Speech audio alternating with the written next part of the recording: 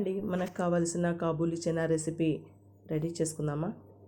దానికి కావలసిన పచ్చిమిర్చి, కరివేపాకు, అల్లము, వెల్లుల్లి, జీలకర్ర, కొత్తిమీర తీసుకోవాలి.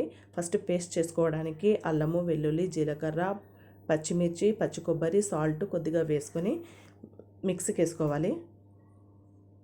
తర్వాత బాండి పెట్టుకొని ఆయిల్ పోసుకొని ఆయిల్ వేడైన తర్వాత ఆవాలు, జీలకర్ర, మినప్పాలు కొద్దిగా వేసుకోవాలి.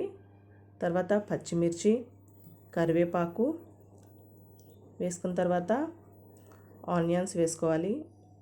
తర్వాత కొద్దిగా పసుపు వేసుకొని కలుపుకోవాలి. తర్వాత అందులో కాబూలి చనా నైట్ నానబెట్టుకొని పెట్టుకోవాలండి. దాన్ని ఉడికించుకొని పెట్టుకోవాలి. అందులో వేసుకోవాలి. అవి కాబూలి చనా వేసుకోవాలి. వేసుకొని కలుపుకోవాలండి.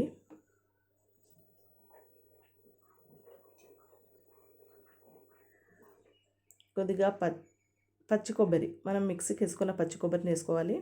వేసుకొని కలుపుకోవాలి. కొద్దిగా గరం మసాలా వేసుకొని బాగా కలుపుకోవాలి. మూత పెట్టుకోవాలండి కొద్దిసేపు.